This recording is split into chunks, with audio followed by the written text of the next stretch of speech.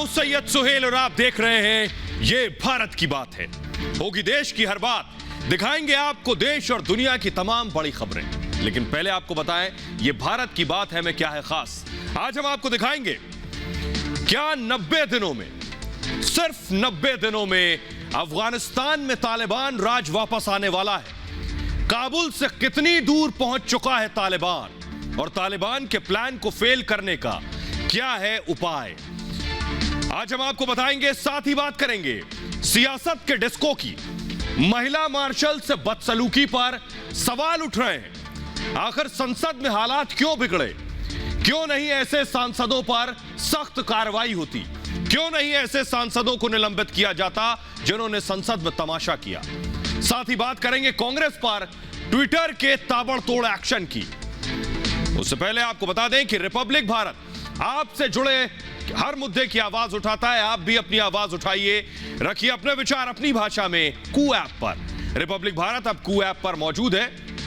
भारत की बात है कि शुरुआत कर रहे हैं हम उस खबर से जो आपको हिला देगी कि आखिर क्या हो रहा है अफगानिस्तान में। तालिबान का तांडव, जी हां, तालिबान का तांडव कैसे अफगानिस्तान में शुरू हो चुका है उसकी पहली तस्वीर हम आपको दिखाने जा रहे हैं। भारतीय हेलीकॉप्टर है जिस पर तालिबान ने कब्जा कर लिया। ये देखिए पूरा हेलीकॉप्टर हम आपको दिखा रहे हैं। MI-24 ये दरअसल कुंदुज एयरपोर्ट पर मौजूद है। ये आपको बाइक में जो शख्स नजर आ रहा है ये तालिबानी आतंकी है। फुल स्क्रीन जरा तस्वीर में दिखाऊं।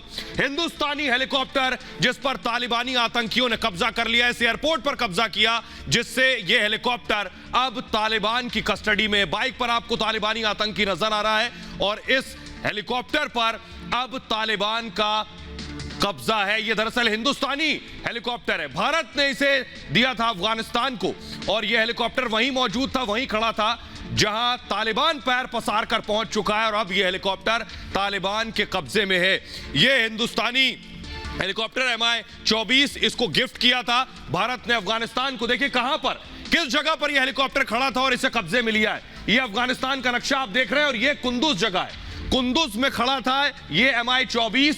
काबुल के नजदीक है कुंदुज और तजाकिस्तान, उज्बेकिस्तान, तुर्कमेनिस्तान जो इसके आगे यानी बॉर्डर के इलाके हैं। इस एयरबेस पर भारतीय हेलीकॉप्टर था। नजदीक से अगर मैं दिखाऊं, यहां पर एयरबेस पर हेलीकॉप्टर था। यहां कब्जा करना, एयरबेस को कब्जा करना बाकी देशों के लिए भी एक बड़ी परेशानी है कि तालिबान बाकी देशों पर भी हमला कर सकता है। यहां तक अगर पहुंच चुका है। आइए अब आपको दिखाते हैं हम कि आखिर अफगानिस्तान में इस जगह तक यह हेलीकॉप्टर कैसे पहुंचा। पहले आपको यह बताते हैं। हिंदुस्तानी हेलीकॉप्टर, अफगान सेना के लिए तालिबान को रोकना लगभग नामुमकिन होता जा रहा है। तालिबान तेजी से पैर पसार रहा है और जिस भारतीय हेलीकॉप्टर पर कब्जा किया है वो आपको बताएं दरअसल भारत, बेलारूस और अफगानिस्तान के बीच 2018 में एक करार हुआ था जिसके तहत भारत ने 2019 में अफगानिस्तान एयरफोर्स को हेलीकॉप्टर गिफ्ट किया था और भारतीय वायुसेना ने 4 MI-24 अटैक हेलीकॉप्टर अफगान की वायुसेना को दिए थे। आपको बता दें कि MI-24 अटैक हेलीकॉप्टर 335 किलोमीटर प्रति घंटे की रफ्तार से उड़ान भर सकता है और इसकी रेंज 450 किलोमीटर है और रूस ने MI-24 अटैक हेलीकॉप्टर को बनाया है। तो अब इस भारतीय हेलीकॉप्टर पर तालिबान का कब्जा है और साथ ही अब आपको मैं दिखाने जा रहा हूं। देखिए जरा तालिबान कैसे पैर पसार रहा है, धीरे धीरे आगे बढ़ रहा है। उसकी एक तस्वीर ये देखिए। ये है राज्यपाल भवन, राजभवन जिसे आप गवर्नर हाउस कहते हैं। तालिबानी लड़ाके अंदर पहुंच गए आतंकी। देखिए अंदर सोफों पर बैठे हैं, अंदर कालीन पर बैठे हैं, राजभवन में घुस गए, गवर्नर हाउस में घुस गए। फुल स्क्रीन जरा तस्वीरें दिखाऊं जरा। असलहे और बंदूकें हाथों में लिए हैं। देखिए जरा तालिबान के आतंकी गवर्नर हाउस में पहुंच गए हैं। ये जो जगह आप देख रहे हैं निमरोज, अफगानिस्तान में जो निमरोज प्रांत है उसके गवर्नर हाउस में देखिए कैसे तालिबानी आतंकी बैठे हैं, खाना खा रहे हैं, जो मिल रहा है वो खा रहे हैं, सोफों पर बैठे हैं, बड़ी बड़ी कुर्सियों में बैठे हैं, जगह कम है तो जमीन पर कालीन पर बैठ गए। सोचिए ये वहशी दरिंदे जल्लाद क्या हश्र करेंगे। ये तस्वीरों से आप अंदाजा लगा सकते हैं कि जिस तरह से ये बैठे गवर्नर हाउस में, इन्हें ये कितने निर्दयी हैं, ये कितने हैवान हैं। इसकी तस्वीरें हम आपको पहले दिखा चुके हैं लेकिन देखिए जरा ये कहां तक घुसकर कब्जा करके सब कुछ नेस्तनाबूद और बर्बाद कर देते हैं। ये गवर्नर हाउस तक घुस चुके हैं। आइए एक और तस्वीर मैं आपको दिखाता हूं। इन सनकी आतंकियों की एक और तस्वीर देखिए। देखिए कितने जल्लाद हैं ये देखिए, जरा एम्बियंस सुनाऊं। एक जगह इन्होंने लगा रखा है लॉन्चर जहां से फायरिंग कर रहा है और आसमान में गोलियां चला रहा है। फुल स्क्रीन जरा मैं दिखाऊं, अल्लाहु अकबर। फुल स्क्रीन जरा सुनिए पहले।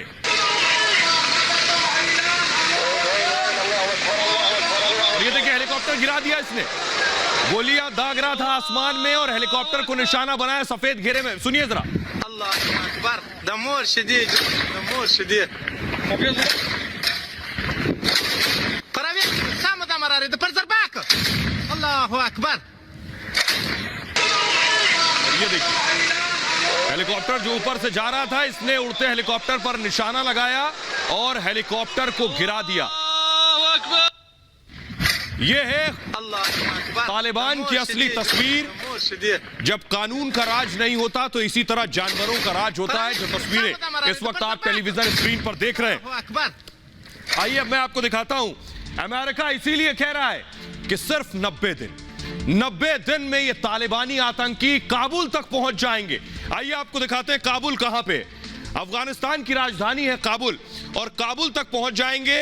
30 दिन में घेराबंदी कर लेंगे, यानी इस काबुल के आसपास जितने प्रांत हैं उसकी घेराबंदी करेंगे। पहले काबुल को काट देंगे बाकी शहरों से, उसके बाद काबुल पर कब्जा कर लेंगे। और सोचिए, एक राजधानी पर कब्जा करना, एक कैपिटल पर कब्जा करना, यानी पूरे देश पर, पूरे मुल्क पर अख्तियार और कब्जा कर लेना। आइए आपको बताते हैं अमेरिका ने क्या कहा है। दरअसल जिस तरह से तालिबान लगातार अफगानिस्तान के शहरों पर कब्जा कर रहा है, उससे अमेरिका के इस दावे को सही माना जा सकता है। अमेरिकी एक्सपर्ट्स की एक रिपोर्ट में बताया गया है कि तालिबान 90 दिन में, सिर्फ 90 दिन में काबुल पर पूरी तरह कब्जा कर सकता है, जबकि 30 दिन यानी 1 महीने के अंदर वो काबुल की पूरी तरह से घेराबंदी कर देगा, सारे शहरों से काबुल को काट देगा। यानी 30 दिन के बाद अफगानिस्तान के दूसरे हिस्सों से काबुल कट सकता है। और 10 अगस्त को तालिबान ने उत्तर पूर्वी बदखशन प्रोविंस की राजधानी फैजाबाद पर कब्जा किया था, और तालिबान ने पिछले 5 दिन में अफगानिस्तान के 9 प्रांतों की कैपिटल जो राजधानियां हैं उस पर कब्जा कर लिया है। इनमें जरांज, फराह और सरेपुल और शबरगान, ऐबाक, कुंदुज, फैजाबाद, पुले खुमरी और तालुकान शामिल हैं। इन जगहों पर कब्जा कर चुके हैं ये तालिबानी आतंकी। आइए अब आपको बताते हैं, अफगान सरकार इन तालिबानियों के तांडव को रोकने की पूरी कोशिश कर रही है। उनके पास क्या प्लान है, बेशक इस वक्त वो बेबस हैं, बहुत ज्यादा गुंजाइश उनके पास नहीं कुछ करने की, लेकिन वो क्या कर रहे हैं अपने स्तर पर, आइए आपको बताते हैं। तालिबान आतंकियों के खिलाफ अफगानिस्तान सरकार 3 लेयर प्लान पर काम कर रही है ताकि तालिबानी आतंकियों को आगे बढ़ने से रोका जा सके। अफगानिस्तान सरकार सबसे पहले उन सैनिकों को वापस लाने की कोशिश कर रही है जो तालिबान के आतंकियों के हमले के बाद पोस्ट छोड़कर चले गए।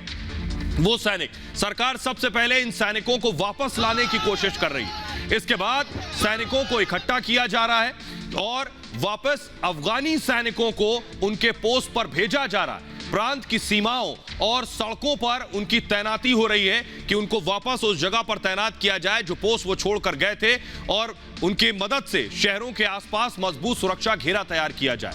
अफगानिस्तान सरकार का कहना है कि वो इस प्रक्रिया के दूसरे चरण में है। इसके साथ ही लोकल अफगानियों को सरकार हथियार मुहैया करा रही है, जो स्थानीय लोग हैं उन्हें हथियार दे दिए जाएं, तालिबान को अपने इलाके में ये लोग घुसने से रोक सकें और सेना के साथ मिलकर लड़ सकें।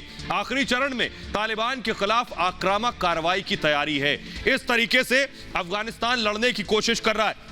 आइए अब आपको बताते हैं, जिस तरह से तालिबान राज कर रहा है, सोचिए अफगानिस्तान के अंदर रहना मुश्किल है। न सिर्फ आम लोग, बल्कि सोचिए जो वहां की महिलाएं हैं, लड़कियां हैं, उनका हश्र क्या है इन जल्लादों के सामने, जानवरों के सामने, ये बताता हूं। जैसे जैसे तालिबान का अफगानिस्तान के इलाकों पर कब्जा बढ़ता जा रहा है, तालिबान का खौफ लोगों को डराने लगा है। तालिबान के कब्जे वाले इलाकों में सड़कों पर लाशें बिखरी हुई हैं, लाशें, और तालिबान लड़ाके जबरन शादी कर रहे हैं, जबरदस्ती लड़कियों से शादी कर रहे हैं, लड़कियों को अगवा कर रहे हैं और युवाओं को तालिबान की ओर से लड़ने को कहा जा रहा है। अपहरण के बाद तालिबान लड़ाकों से उनकी जबरन शादी करवाई दी जा रही है और हमलों के बीच अफगानिस्तान में शादियों के मामले बढ़ गए।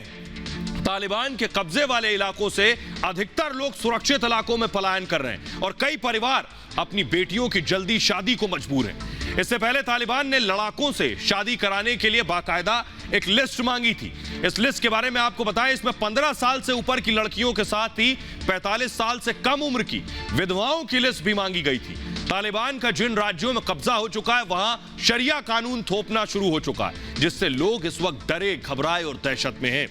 आइए अब आपको दिखाते हैं अफगानिस्तान में खौफनाक राज मैंने आपको बता दिया, लेकिन इसकी हकीकत से दरअसल संयुक्त राष्ट्र भी परेशान है। यूनाइटेड नेशंस भी ये समझ रहा है कि जो हालात बने हुए अफगानिस्तान में, इससे पार पाना लगभग नामुमकिन सा होता जा रहा है। ये 20 साल पहले जैसे हालात हो रहे हैं।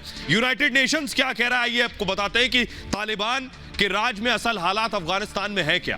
तालिबान के तांडव का सबसे ज्यादा असर आम अफगानियों पर पड़ रहा है, जो अपनी आम जिंदगी को लगभग भूल चुके हैं।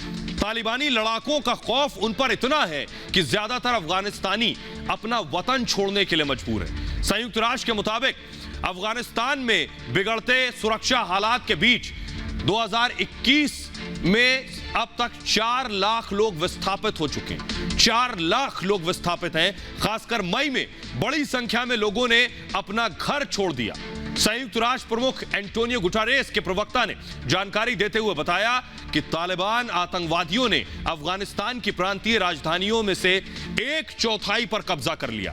1 जुलाई से 5 अगस्त 2021 के बीच लगभग 5,800 लोग काबुल पहुंचे, जो खतरों से बचाने की गुहार लगा रहे हैं कि उन्हें बचा लिया जाए। इसके अलावा जुलाई में ही 4,522 विस्थापित लोगों की पहचान की गई है। यह है असली हकीकत अफगानिस्तान की। लेकिन ये जो हालात अफगानिस्तान में बने हुए हैं, क्या इसके लिए अमेरिका जिम्मेदार है? पिछले 20 सालों से अमेरिका मौजूद था अफगानिस्तान के अंदर, लेकिन अभी के हालात पर अमेरिका दरअसल अब हवाई तरीके से एयर स्ट्राइक के जरिए उसने अपना बॉम्बर B-52 उतार दिया है, जो तालिबानी लड़ाकों पर एक के बाद एक चुन चुन कर हमला कर रहा है। क्योंकि अमेरिकी सेना अब जमीन पर नहीं है, इसलिए उसने अपने लड़ाकू विमानों को उतारा है। न सिर्फ बॉम्बर B-52 बल्कि F-15 जो अमेरिकी लड़ाकू जहाज है, ये जो हम तस्वीरों में आपको दिखा रहे हैं, ये भी लगातार एयर स्ट्राइक कर रहा है तालिबानी आतंकियों के ऊपर।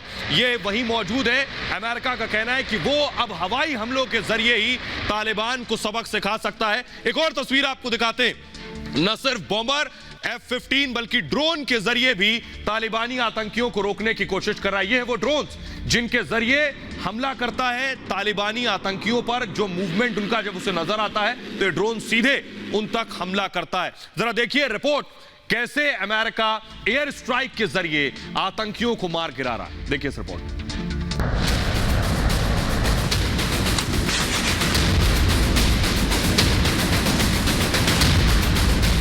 अमेरिका के राष्ट्रपति जो बाइडेन ने साफ कर दिया है कि अफगानिस्तान को अपनी लड़ाई खुद लड़नी पड़ेगी, लेकिन अमेरिका तालिबान के खिलाफ अफगानिस्तान की मदद करता रहेगा।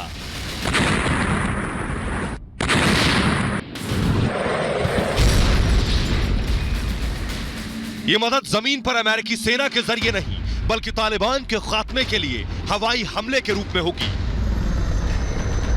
इसलिए अमेरिका ने अपने सबसे ताकतवर बम बरसाने वाले B-52 को अफगानिस्तान में उतार दिया है, जो तालिबानियों को चुन चुन कर मार रहा है। To keep the commitments we made of providing close air support, making sure that their air force functions and is operable, resupplying their forces with food and equipment, and paying all their salaries. They've got to want to fight, but we're going to continue to keep our commitment. But I do not regret my decision. सिर्फ B-52 ही नहीं, Biden का अफगानिस्तान से वादा है कि वो तालिबान पर air strike करते रहेंगे। अमेरिकी F-15 लड़ाकू विमान भी अफगान के आसमान से आग के गोले आतंकियों पर बरसा रहा है, जिसमें अब तक सैकड़ों तालिबानी जल्लाद मार गिराए गए। अमेरिका ने अपने ड्रोन भी अफगानिस्तान की मदद के लिए लगा रखे हैं, जो अफगानिस्तान पर कब्जा कर रहे तालिबानी दुश्मनों पर हमला कर आगे बढ़ने से रोकने की कोशिश कर रहे हैं। और आइए अब आपको बताते हैं कि अमेरिकी लड़ाकू विमान कितने खतरनाक हैं, ये क्या कुछ कर सकते हैं। ये देखिए जरा, तालिबान को रोकने के लिए अमेरिका का प्लान तैयार है। अमेरिका के लड़ाकू विमान तालिबान का काल बनने वाले। कैसे है ये अमेरिकी फाइटर जेट तालिबान का खात्मा करेंगे, देखिए जरा। B-52 बॉम्बर जिसको मैंने दिखाया आपको, यह बेहद खतरनाक बमवर्षक विमान है। B-52 की इतनी ताकत है कि पूरे शहर को तबाह और बर्बाद कर सकता है। एक बार में यह अमेरिकी विमान 13,000 किलोमीटर तक उड़ान भर सकता है और अपने साथ करीब 32 टन गोला बारूद ले जा सकता है। इसकी दूसरी ताकत सुनिए, B-52 बॉम्बर 14,000 किलोमीटर दूर के टारगेट को भी ढेर कर सकता है। 14,000 किलोमीटर। F-15 की मैं बात करूं तो F-15 लड़ाकू विमान हवा से हवा में मार करने के लिए सबसे बेहतर माना जाता है, क्योंकि इस लड़ाकू विमान में ओपन मिशन सिस्टम लगा है जो हवा में ही पूरे विमान को ऑटोमेटिक कंट्रोल कर लेता है। और इसके अलावा F-15 लड़ाकू विमान में बाकायदा इलेक्ट्रॉनिक वॉरफेयर सिस्टम भी लगा। यह एक साथ 36 टन से ज्यादा वजन लेकर 36 टन टेक ऑफ कर सकता है, इतना वजन लेकर, और अपने एक विंग में, जिसे आप पर कहते हैं, एक विंग में करीब 13 टन तक हथियार लेकर उड़ान भर सकता है। यह है इसकी खासियत। आइए अब आपको बताता हूं मैं कि आखिर इस बीच बड़ी खबर यह है कि तालिबान और अफगानिस्तान में सुलह पर डील हो रही है कि किसी तरह सुलह हो जाए, दोनों के बीच क्या समझौता हो सकता है, यह आपको बताते हैं। तालिबान और अफगान सरकार के बीच जारी इस जंग को खत्म करने के लिए तमाम कोशिशें हो रही हैं। कतर की राजधानी दोहा में अफगानिस्तान के मौजूदा हालात को लेकर चर्चा हुई, जिसकी अध्यक्षता भी भारत ने की है। बैठक में अफगानिस्तान में बढ़ती हिंसा को रोकने पर चर्चा की गई। आपको बता दें कि कतर के विशेष दूत ने दिल्ली यात्रा के दौरान भारत को इस सम्मेलन में भाग लेने का न्योता दिया था। भारत के अलावा इस बैठक में तुर्की, इंडोनेशिया, अफगानिस्तान ने भी हिस्सा लिया है। तुर्की, इंडोनेशिया, अफगानिस्तान भी इसमें शामिल थे। अफगान सरकार ने सत्ता में साझेदारी का ऑफर दिया, यानी अफगानिस्तान की सरकार में तालिबान का भी हिस्सा होगा, लेकिन इसके लिए तालिबान को हिंसा का रास्ता छोड़ना होगा और अगर इस डील पर मोहर लग जाती है तो तालिबान को जंग रोकनी होगी। यह होगी शर्त। आइए अब आपको बताते हैं कि यह तो बात हो गई तालिबान की, लेकिन तालिबान को आखिर शह कौन दे रहा है? दरअसल पाकिस्तान अब तक तालिबान को पालता रहा है। तालिबान में आग जो भड़का रहा है उसमें इमरान का क्या हाथ है? इमरान खान का तालिबान प्रेम जो अफगानिस्तान में चल रही तबाही का खुलेआम समर्थन कर रहे हैं। इमरान ने कहा कि जब तक अशरफ गनी अफगानिस्तान के राष्ट्रपति रहेंगे, इसे ध्यान से सुनिए, इमरान क्या कह रहे हैं, एक देश का प्रधानमंत्री कह रहा है, जब तक अफगानिस्तान के राष्ट्रपति अशरफ गनी रहेंगे तालिबान बातचीत नहीं करेगा। यह बात इमरान खान जानते हैं। इससे पहले इमरान तालिबानी आतंकियों को लेकर विवादित बयान दे चुके हैं। इमरान ने तालिबान के आतंकियों को आम नागरिक बताया था। तालिबान के खिलाफ कार्रवाई को इमरान सिरे से खारिज कर चुके हैं। इमरान ने साफ साफ कहा था कि पाकिस्तान तालिबान के खिलाफ कार्रवाई नहीं कर सकता। अमेरिका की वापसी के बीच जब तालिबान ने हमले शुरू किए थे, तभी से इमरान तालिबान के पैरोकार बने हुए हैं। इमरान ने कहा था, अमेरिका के अफगानिस्तान से जाने के बाद तालिबान आकर क्यों बातचीत करेगा, उसे तो जीत दिखाई दे रही है। सोचिए, उसकी जीत की पैरवी इमरान खान कर रहे हैं। लेकिन इस पर सवाल पूछने पर इमरान ने कहा कि पाकिस्तान तालिबान का प्रवक्ता नहीं है, जबकि हर बार इमरान तालिबान का समर्थन करते हुए दिखाई देते हैं। तालिबान की कार्रवाई पर पल्ला झाड़ते हुए इमरान कई बार कह चुके हैं कि तालिबान की कार्रवाई के लिए पाकिस्तान जिम्मेदार नहीं है। अफगानिस्तान में तालिबानी हिंसा के लिए इमरान ने कहा कि अमेरिका को इसका जिम्मेदार ठहराया था। और आइए बात करते हैं उस सियासी खबर की जो आज पूरे दिन हंगामा खेज रही। जी हां, बात संसद की, और बात करेंगे हम कि संसद से सड़क तक ये जो सियासत का डिस्को होता रहा, इसे पूरे देश ने देखा है। सवाल ये है कि आखिर ये जो हंगामा कर रहे थे सांसद, इन पर कार्रवाई कब होगी, इन पर एक्शन कब होगा, क्योंकि ये तस्वीरें पूरे देश ने देखी हैं। इस तस्वीरों के बाद अगर एक्शन नहीं हुआ तो मैं आपको जो तस्वीरें दिखाने जा रहा हूं, देश की संसद में आपको वो तस्वीरें भी देखनी पड़ सकती हैं। जरा देखिए ये तस्वीरें बिहार विधानसभा की। देश की संसद का ये हाल ना हो जाए। 23 मार्च की तस्वीरें बिहार विधानसभा की, जब अंदर मारपीट हुई है। देखिए, बिहार विधानसभा जैसा हाल देश की संसद का ना हो जाए, जो कुछ आज सांसदों ने किया है। उसके बाद ये तस्वीरें अगर देखने को मिले तो कोई बड़ी बात नहीं होगी। देखिए जरा रिपोर्ट। संसद को आवारा बना दिया जाए तो सड़कों को रोशन करना होगा। आपने सिर्फ कहा कि नहीं माई वे और द हाईवे, तो फिर यही होगा।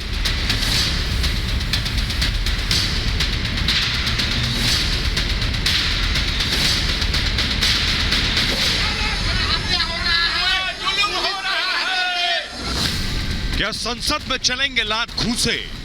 शीशा तोड़ के अंदर आने का कोशिश किया, एक महिला कर्मचारी को घायल हो गए, एक्शन होना चाहिए। क्या संसद में मचेगा कोहराम? पूरा मॉनसून पार्लियामेंट सेशन वेस्ट हो गया, खराब हो गया, और मेरा मानना यह है कि इसकी बहुत बड़ी जिम्मेदारी सरकार पर आयद होती है। संसद में क्यों बिगड़ रहे हालात? ये टेबल किस लिए है? नाचने के लिए है? किसका काम कुछ और है? क्या इसी राज्यसभा में आने के लिए कहा था जहां पर ये सब हुआ है, जहां लोकतंत्र शर्मसार हुआ? इसे समझने से पहले बिहार विधानसभा की इन तस्वीरों को देख लीजिए। ये तस्वीरें इसी साल मार्च की हैं, जब विपक्ष ने एक संशोधन विधेयक का इस कदर विरोध किया कि सदन के भीतर फोर्स बुलानी पड़ी थी और विपक्षी नेताओं को बाहर करना पड़ा था। क्या हुआ, कैसे हो गया? नीतीश कुमार जान मरवा देगा पप्पा। इस घटना के बाद तब भी विपक्ष सड़क पर था और आज भी विपक्ष दिल्ली की सड़कों पर पैदल मार्च करता नजर आया। पहली बार राज्यसभा में सांसदों की पिटाई की गई है। बाहर से लोगों को बुलाकर नीली वर्दी में डालकर सांसदों को धक्का मुक्की मारपीट की गई। जब संसद को आवारा बना दिया जाए, लोहिया जी कहते थे, तो सड़कों को रोशन करना होगा। ये शुरुआत है सड़कों को रोशन करने की, और यकीन दिलाते हैं इस अहंकार का प्रतिकार जनता करेगी, क्योंकि वो इनके नियंत्रण में अब कहीं कतई नहीं। बस अंतर केवल इतना है कि संसद में अभी हालात ऐसे पैदा नहीं हुए, लेकिन कब ऐसा हो जाए कहना मुश्किल है, क्योंकि संसद में विपक्षी नेताओं का रवैया मार्शल से बदसलूकी और सदन में मार्शलों की तैनाती बढ़ाने के फैसले इसी बात का संकेत दे रहे हैं। जो पटना में हुआ वो दिल्ली में भी हो सकता है। इस गलत व्यवहार, जिस तरीके से उन पर हमला किया गया, जिस प्रकार से मार्शल का गला घोटने की कोशिश की गई, इस सब के बावजूद वो अपनी ड्यूटी पे खड़े रहे। मैं वास्तव में उनको दाद देता हूं। और आप 7 मिनिस्टर जब बैठ के बोलते हैं तो इसका मतलब क्या है कि गलत चीजों का आप समर्थन कर रहे हैं। हालात न बिगड़े इसके लिए आज सरकार की तरफ से 8 मंत्रियों ने मोर्चा संभाला, अपनी बात रखी, विपक्ष को नसीहत भी दी और जिम्मेदार माननीयों पर सख्ती के संदेश भी दिए। इन तस्वीरों को पूरे देश ने देख लिया, सब में गुस्सा है, इसलिए देश को ही सुनवाते हैं आपको कि ऐसे सांसदों पर क्या कार्रवाई होनी चाहिए, क्या देश इन्हें माफ करेगा। सुनिए जरा।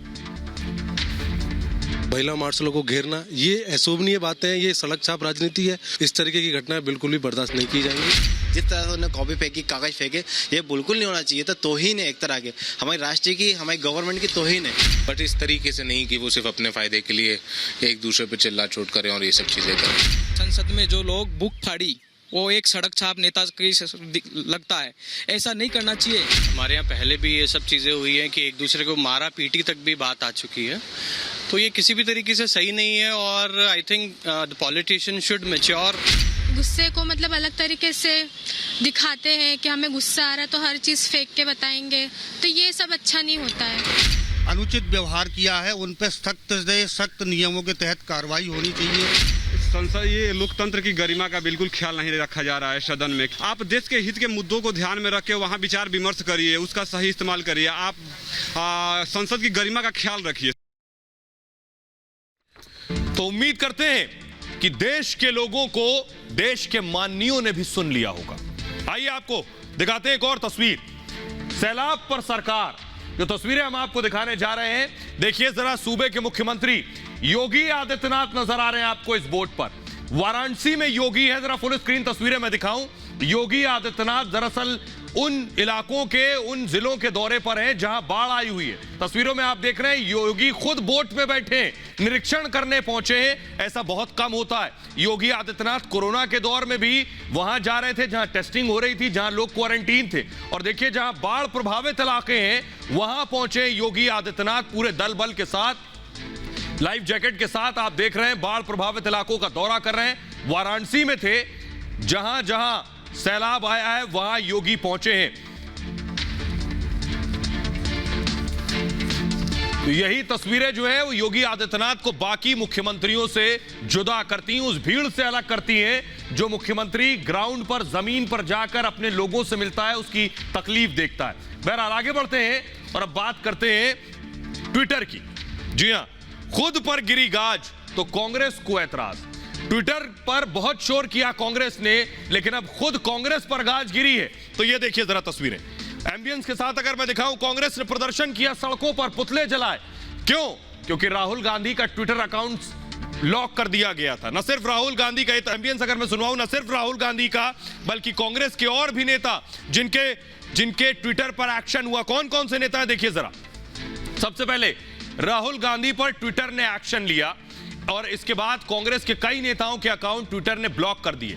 सबसे पहले देखिए, राहुल गांधी का अकाउंट ब्लॉक हो गया, पूरी कांग्रेस बौखला गई। रणदीप सुरजेवाला का अकाउंट ब्लॉक हो गया, यह सिर्फ ट्विटर अकाउंट था। अजय माकन का अकाउंट ब्लॉक हो गया।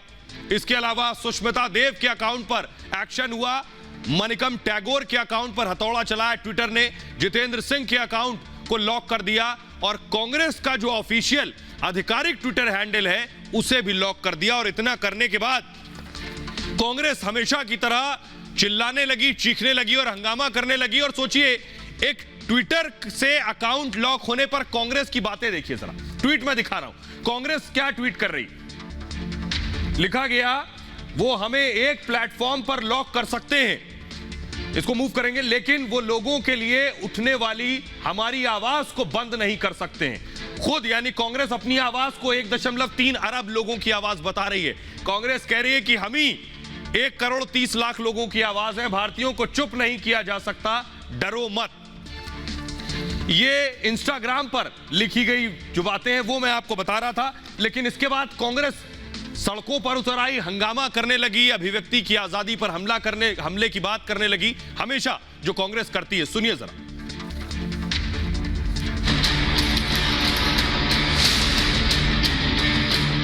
ट्विटर के एक्शन से कांग्रेस बोल्ड। राहुल के बाद कई कांग्रेसी नेताओं के अकाउंट ब्लॉक। ट्विटर के एक्शन से बौखलाई कांग्रेस।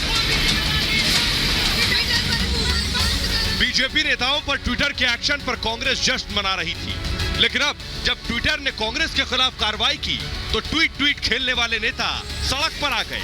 ट्विटर के साथ ही प्रधानमंत्री मोदी पर निशाना साधने लगे। आरोप लगाया कि पीएम मोदी के इशारे पर ट्विटर ने कार्रवाई की है। सरकार ने ट्विटर को नोटिस देके उनको कब्जा पे लिया है। 9 साल के बच्ची उसके साथ अत्याचार होता है, उसको बाद में उसको जला जाता है, बिना माँ बाप के पता नहीं है। ये सरकार ने उनको बचाने का काम किया है। ये सरकार लगातार लोकतांत्रिक मूल्यों के साथ खेल रही है। किसी भी सोशल मीडिया प्लेटफॉर्म को ऐसे कंट्रोल करना ये बिल्कुल जायज नहीं है। हम सरकार से कहते हैं कि तुम ट्विटर पे तो कब्जा कर सकते हो, लेकिन राहुल गांधी की आवाज पे कब्जा नहीं कर सकते हो। लेकिन जिस तस्वीर को पोस्ट करने पर ट्विटर ने राहुल के खिलाफ कार्रवाई की थी, उसी तस्वीर को कांग्रेस के कई और नेताओं और कांग्रेस के आधिकारिक ट्विटर हैंडल अकाउंट से शेयर किया गया। अब सवाल यह उठता है, क्या जानबूझकर कांग्रेस ने ट्विटर को यह एक्शन लेने पर मजबूर किया? अब सोचिए, विदेशी ट्विटर ने कार्रवाई की राहुल गांधी और कांग्रेस पर, उसके लिए भी मोदी जिम्मेदार। आखिर बताते हैं कार्रवाई हुई क्यों, ये देखिए जरा। क्या है ये पूरा मामला, ये आपको बताते हैं। आखिर ट्विटर ने कांग्रेस नेताओं पर यह एक्शन क्यों लिया? दरअसल आपको याद होगा, राहुल गांधी रेप पीड़ित परिवार से मुलाकात करने गए थे कुछ दिन पहले। मुलाकात की तस्वीर राहुल ने क्या किया, जो फोटो अपॉर्चुनिटी के लिए पहुंचे थे कि वहां जाएंगे, तस्वीर खिंचवाएंगे, उसके बाद ट्वीट करेंगे और फिर ये कहेंगे कि हम ही सबसे बड़े दलितों के हितैषी हैं। वही राहुल गांधी ने किया, फोटो ट्वीट की। राहुल ने पीड़ित परिवार की पहचान उजागर कर दी उस ट्वीट में, यानी उस परिवार की तस्वीर को वैसे ही लगा दिया ट्विटर पर। अब इसमें आयोग का कहना यह था कि किसी भी नाबालिग पीड़िता के परिवार की तस्वीर पोस्ट करना जुवेनाइल जस्टिस एक्ट और पॉस्को एक्ट का उल्लंघन है। राष्ट्रीय बाल अधिकार संरक्षण आयोग ने भी इसकी शिकायत की थी। एनसीपीसीआर ने पुलिस को इस मामले में बाकायदा कार्रवाई करने के लिए कहा था। यानी राहुल गांधी ने कानून का उल्लंघन किया है, उन पर एक्शन हो सकता है और इसी एक्शन के तहत कार्रवाई हुई। लेकिन कांग्रेस को तो हर बात पर मोदी के नाम पर बिल फाड़ना है। आइए अब आपको बताते हैं, दरअसल ये मामला कोर्ट में भी पहुंचा है। यानी राहुल के खिलाफ यह शिकायत देश की अदालत में पहुंच गई है। वहां क्या हुआ आपको बताता हूं। यह पूरा मामला कोर्ट पहुंचा, जहां इस मामले में ट्विटर ने कोर्ट में कहा है। ट्विटर ने क्या कहा? ट्विटर ने कहा कि राहुल ने ट्विटर की नीतियों का भी उल्लंघन किया है। यानी राहुल ने जो ट्वीट किया, तस्वीरों को वैसे ही लगा दिया, यानी उल्लंघन किया था सीधे सीधे ट्विटर की नीतियों को। कोर्ट में ट्विटर ने कहा राहुल के ट्वीट को हटा दिया गया है। कोर्ट ने बाकायदा कहा था कि इस राहुल गांधी का वो ट्वीट हटा दिया जाए, तो राहुल का वो ट्वीट ट्विटर ने हटा दिया। राहुल का अकाउंट लॉक कर दिया गया। यह बाकायदा ट्विटर के नियमों के तहत हुआ। मामले की अगली सुनवाई अब 27 सितंबर को होगी। सोचिए, गलती कांग्रेस के नेता राहुल की, एक्शन ट्विटर ने लिया, लेकिन जिम्मेदार प्रधानमंत्री मोदी। बहरहाल ये भारत की बात है में इतना ही। आप अपना बहुत ख्याल रखिए। एक छोटे से ब्रेक के लिए रुक रहे हैं, लौट रहे हैं कुछ और बड़ी खबरों के साथ।